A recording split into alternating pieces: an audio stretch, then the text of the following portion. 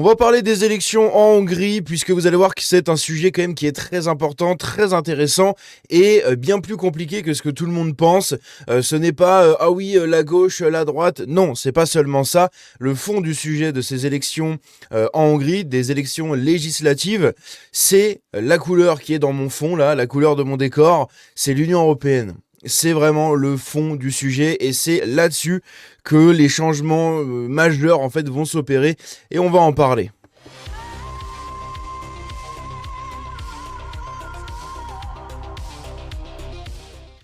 Donc, pour ceux qui n'ont pas suivi, il y a eu des élections législatives en Hongrie. Alors, je suis désolé, je voulais en reparler, sauf que dans ma tête, c'était le 16 avril et non pas le 12. Voilà, donc j'ai raté ça à 4 jours près. Mais, donc ça s'est bien déroulé hier. Après, on en avait parlé un petit peu. Tout simplement sur les newsers, hein, juste hier soir.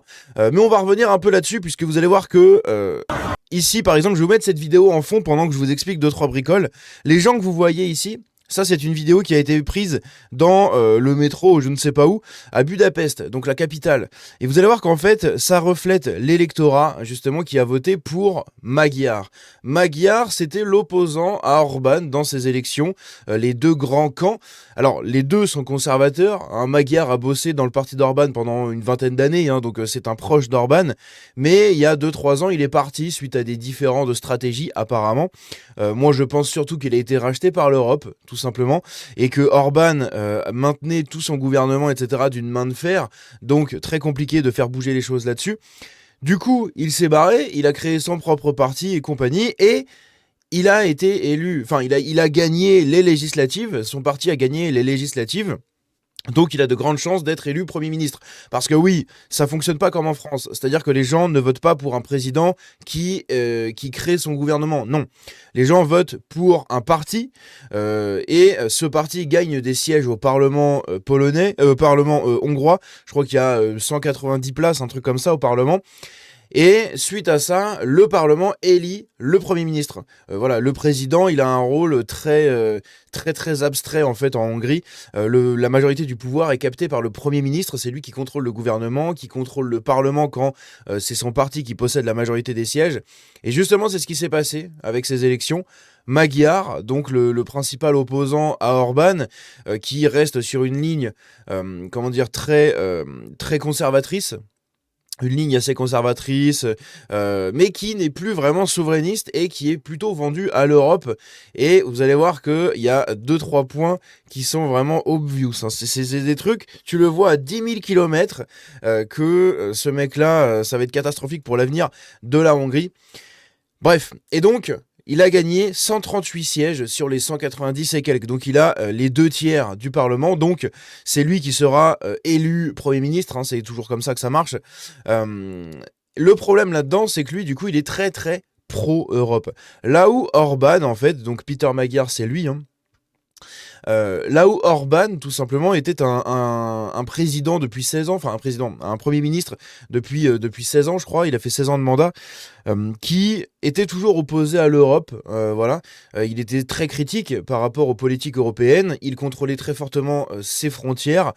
Je pense que lui contrôlera aussi ses frontières, mais peut-être un peu moins, puisque lui, il a des visions beaucoup plus européistes. Il est là le problème. Et le truc le plus symptomatique par rapport à son élection, c'est quand tu vois le fils de Soros, Alexander Soros, quand tu vois van der Leyen, quand tu vois Macron, quand tu vois toute la Macronie et tout le centre européen, etc., se réjouir de son élection. D'accord ? S'ils se réjouissent de son élection, c'est toujours très mauvais signe. Hein. C'est tout simplement le truc montre-moi qui tu es, mais je te dirai qui tu es. Enfin, c'est un truc un peu comme ça. Et bien là, c'est pareil. En fait, il faut regarder qui se réjouit de son élection pour comprendre où est-ce qu'on va avec la Hongrie de Peter Magyar maintenant. Donc on va revenir là-dessus. Il a gagné, je crois, à 50 ou 60% hein, des élections. Donc c'est quand même assez serré, hein. Ce n'est pas la victoire écrasante que tout le monde essaye de nous faire bouffer, mais comme je vous l'ai montré ici dans cette vidéo, l'électorat en fait de Magyar, c'est la jeunesse. C'est la jeunesse des centres urbains, voilà, toujours pareil, les bobos, qui ont voté pour une position beaucoup plus pro-Europe pour leur pays. ça les desservira hein, dans le futur, comme à chaque fois. Pour l'instant, ça leur vend du rêve, puisque la Hongrie, comme beaucoup de pays dans l'Europe de l'Est, galère quand même un peu plus que la France, on va dire. Enfin, quoique, maintenant pas vraiment, mais ce que je veux dire, c'est qu'ils ont beaucoup moins de facilité à vivre, comme par exemple on arrive à le vivre en France, quand bien même on se fait secouer et égorger par le système fiscal. Mais vous comprenez ce que je veux dire. Donc eux, l'Europe, c'est une promesse de stabilité, de confort en plus, de plein de choses comme ça, mais ça les desservira dans le futur. Puisque Orban était très très souverainiste, il protégeait pas mal son pays des ingérences européennes, en tout cas il essayait de faire le maximum, mais il s'est fait déglinguer. Il s'est fait déglinguer dans les élections. La jeunesse est sortie pour voter. La jeunesse, etc. Et il y a eu 80% de participation aux élections. C'est assez énorme. En général, c'est quand même très... ça participe beaucoup hein, dans l'Europe de l'Est, dans les élections. Mais dans celle-là, ça a vraiment beaucoup participé.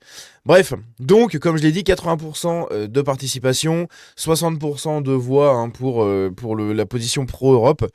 Et justement, il a fait un discours très tôt dans la soirée où tout simplement il a annoncé que déjà Viktor Orban l'avait appelé pour le féliciter de sa victoire.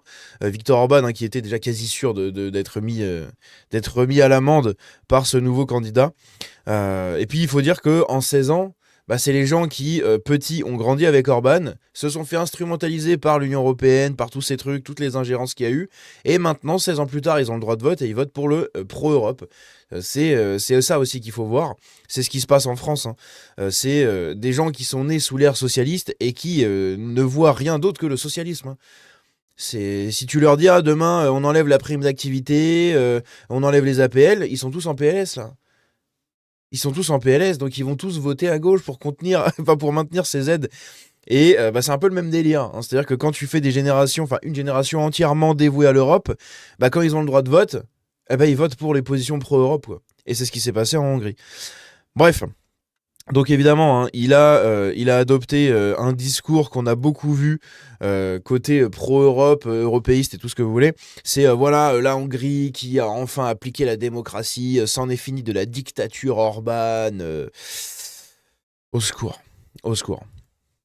Justement, on a tous les petits médias hein, qui se réjouissent, qui se réjouissent de cette élection. Alors, ce qui est très rigolo, c'est qu'en fait, Orban aurait gagné, il se serait pas réjoui, hein, ils auraient tous chialé. Et vu qu'il a perdu, tout le monde est content. Et puis, quand tu vois des gens comme le fils de Soros et compagnie se réjouir de la victoire de Magyar, ça fait vraiment réfléchir. Tout simplement, ça fait vraiment réfléchir. Donc, comme je l'ai dit, au niveau politique, les deux sont assez similaires. Hein. Ils sont assez anti-immigration, Magyar un peu moins radical, on va dire, mais quand même un peu moins, toujours assez anti-immigration. Ils sont très conservateurs, et c'est vraiment au niveau du souverainisme et de l'union, de l'européisme que ça change. Hein. Donc c'est le conservateur pro-européen Peter Magyar qui a remporté les élections avec une très forte participation, hein, comme on l'a dit, 80%, hein, c'est assez énorme. À côté de ça, donc on a Valérie Pécresse. Donc c'est pareil, hein, quand t'es soutenu par Valérie Pécresse, comment ça s'appelle, Nathalie Loiseau, donc la macroniste là, Van der Leyen et compagnie, bon, t'as compris. Ce soir, la Hongrie choisit la démocratie. Après 16 ans, elle rompt avec un régime qui l'avait livré aux intérêts de Moscou et isolé au sein de l'Europe. La preuve que les populismes ne sont pas une fatalité. Quand les peuples se mobilisent, ils peuvent tout changer. Elle se dit de droite, hein.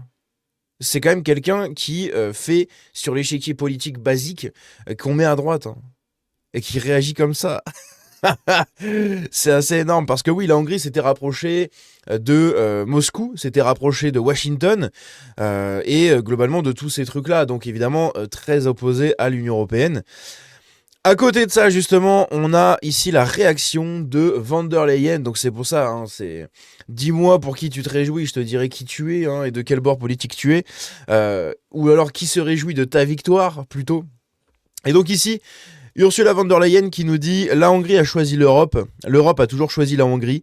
Un pays reprend son chemin européen. L'union se renforce, la Hongrie a choisi l'Europe, l'Europe a toujours... Ah non, c'est la traduction ok, qui se met en double, c'est très bizarre. Nous sommes plus forts ensemble, un pays revient sur son chemin européen. Bon, c'est très bizarre. C'est très chelou le message, je pense que c'est avec la traduction. Et justement, il y a ça, et il y a aussi la réaction de Macron qu'on va voir juste après, puisque bah voilà, si Macron se réjouit de ton élection, enfin de ta victoire aux élections, c'est qu'en fait c'est la merde, hein. Et ici pareil, on a Alexander Soros qui nous dit le peuple hongrois a repris son pays. Waouh, magnifique.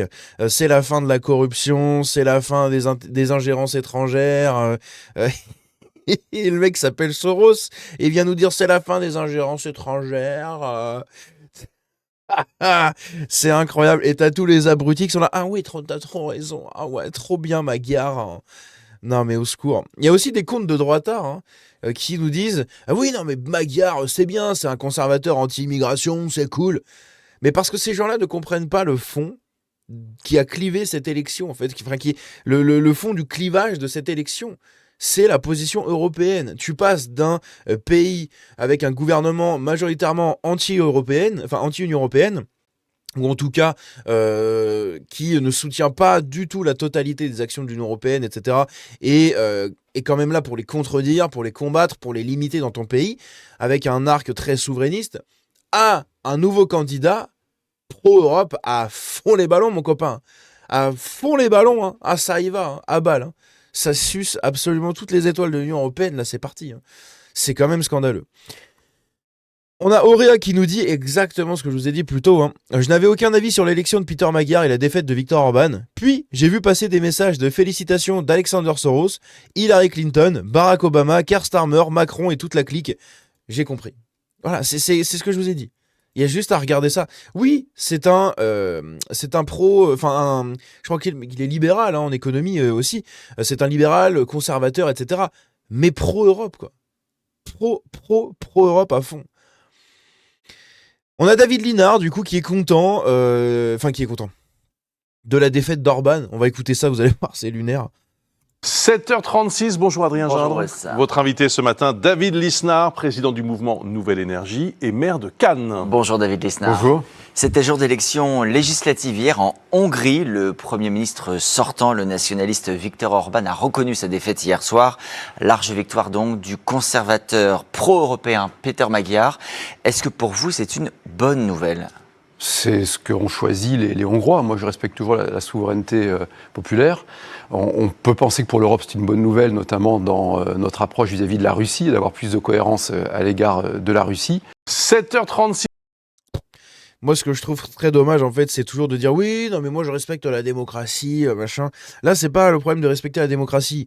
C'est qu'en fait, ce sont les générations de citadins et de jeunes qui ont été embrigadés et formatés dans ce délire Europe, Europe, Europe, Europe, Europe, Europe, Europe. Et au final, ça va flinguer le pays. Dans quelques années, ça flinguera le pays, comme tous les autres pays. C'est toujours pareil, en fait. Il y a que...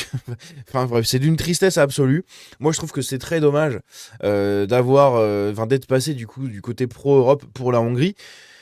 Après, voilà, je suis pas hongrois, je ne vis pas là-bas, ça se trouve, je me plante complètement, mais enfin bon, encore une fois, je le répète, quand tu vois Alexander Soros, tous les dirigeants européen centriste est vendu à l'Union européenne, Ursula von der Leyen, quand tu vois tous ces trucs-là, hein, Hillary Clinton, Barack Obama, tous ces gens-là se réjouir de ton élection, c'est qu'en fait, tu es pas du bon côté de l'histoire selon moi, et le souci, c'est que ça, c'est le fond du débat, c'est l'Union européenne. Donc on verra les positions pro-européennes pour la Hongrie plus tard.